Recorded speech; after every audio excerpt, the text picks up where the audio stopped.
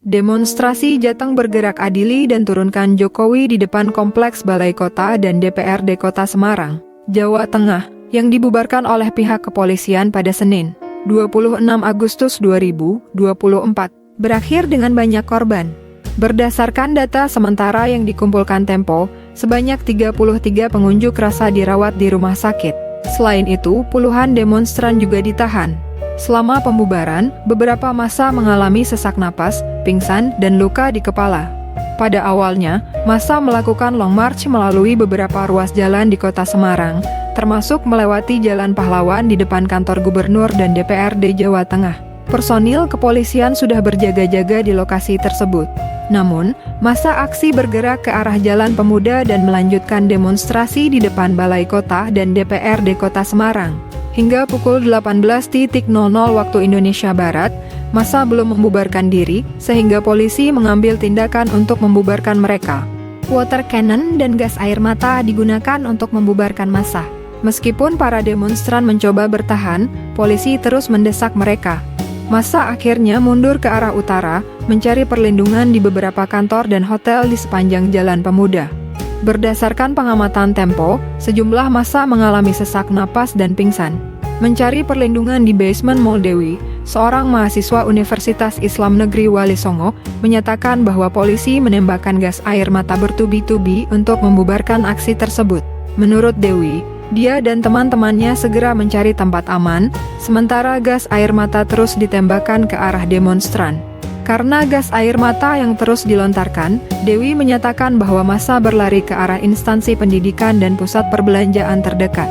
Bahkan sampai ke tempat parkir bawah tanah pun gas air mata masuk, ujar Dewi, Senin, 26 Agustus 2024. Bersama ratusan pengunjuk rasa lainnya, Dewi berlari menuju Pollux Paragon Mall. Beberapa demonstran berlindung di basement mall untuk menghindari udara yang tercemar gas air mata.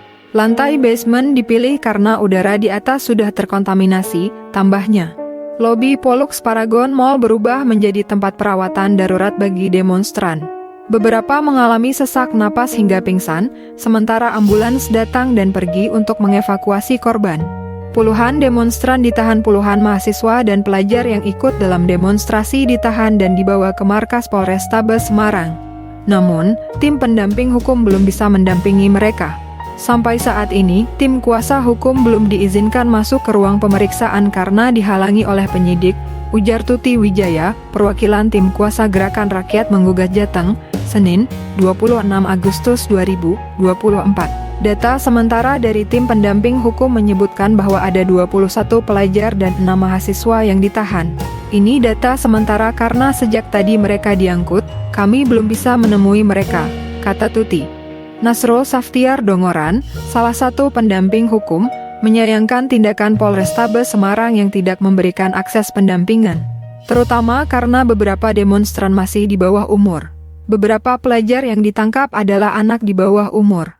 Menurut aturan, penyidikan terhadap anak di bawah umur tidak boleh dilakukan malam hari dan harus didampingi oleh wali atau pengacara, jelas Nasrul. 33 demonstran dirawat di RS, sebanyak 33 pengunjuk rasa harus mendapatkan perawatan di rumah sakit.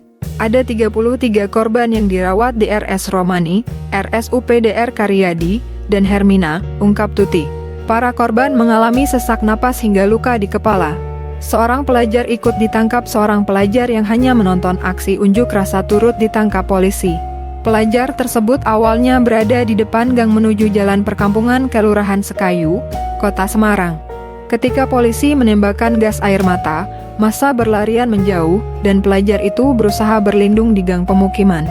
Namun, dia dihampiri oleh beberapa polisi berpakaian sipil.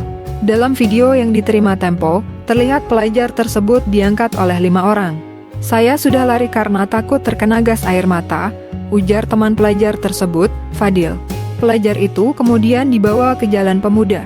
Beberapa saksi menyebutkan dia mengalami kekerasan saat ditangkap.